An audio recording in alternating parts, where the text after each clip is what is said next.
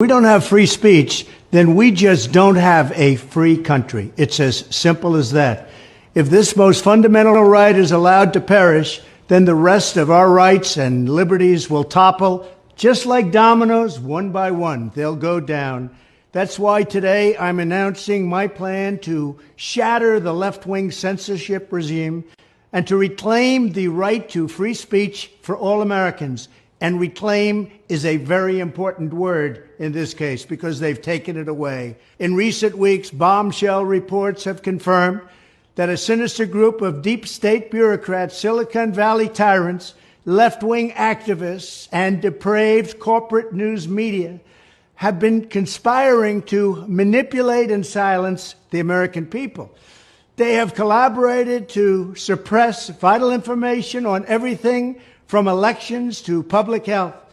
The censorship cartel must be dismantled and destroyed, and it must happen immediately. And here's my plan.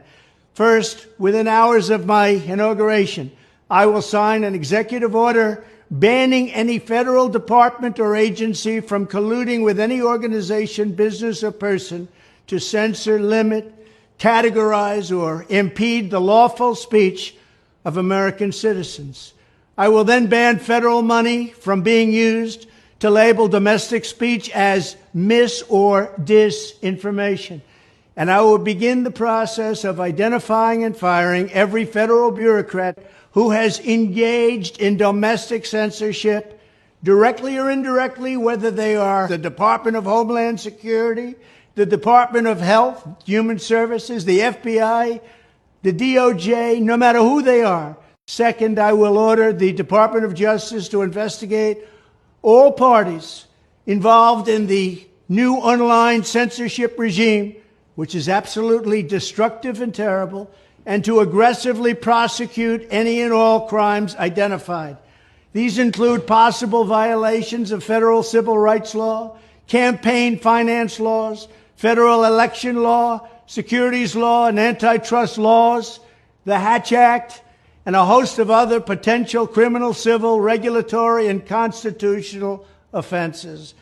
To assist in these efforts, I am urging House Republicans to immediately send preservation letters, and we have to do this right now, to the Biden administration, the Biden campaign, and every Silicon Valley tech giant, ordering them not to destroy evidence of censorship. Third, upon my inauguration as president, I will ask Congress to send a bill to my desk revising Section 230 to get big online platforms out of censorship business. From now on, digital platforms should only qualify for immunity protection under Section 230 if they meet high standards of neutrality, transparency, fairness, and non-discrimination. We should require these platforms to increase their efforts to take down unlawful content such as child exploitation and promoting terrorism, while dramatically curtailing their power to arbitrarily restrict lawful speech. Fourth, we need to break up the entire toxic censorship industry that has arisen under the false guise of tackling so-called mis- and disinformation. The federal government should immediately stop funding all nonprofits and academic programs that support this authoritarian project. If any U.S. university is discovered to have engaged in censorship activities or election interferences in the past, such as flagging social media content for removal of blacklisting, those universities should lose federal research dollars and federal student loan support for a period of 5 years and maybe more. We should also enact new laws laying out clear criminal penalties for federal bureaucrats who partner with private entities to do an end run around the Constitution and deprive Americans of their First, Fourth, and Fifth Amendment rights. In other words, deprive them of their vote. And once you lose those elections, and once you lose your borders like we have, you no longer have a country. Furthermore, to confront the problems of major platforms being infiltrated by legions of former deep staters and intelligence officials, there should be a 7-year cooling-off period before any employee of the FBI, CIA, NSA, DNI, DHS, or DOD is allowed to take a job at a company possessing vast quantities of U.S. user data. Fifth, the time has finally come for Congress to pass a digital Bill of Rights. This should include a right to digital due process. In other words, government officials should need a court order to take down online content, not send information requests such as the FBI was sending to Twitter.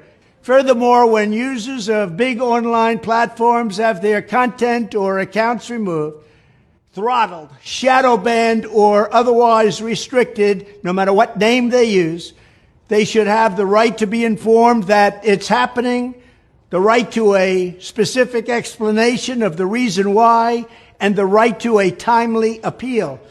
In addition, all users over the age of 18 should have the right to opt out of content moderation and curation entirely and receive an unmanipulated stream of information if they so choose. The fight for free speech is a matter of victory or death for America and for the survival of Western civilization itself. When I am president, this whole rotten system of censorship and information control will be ripped out of the system at large. There won't be anything left. By restoring free speech, we'll begin to reclaim our democracy and save our nation. Thank you, and God bless America.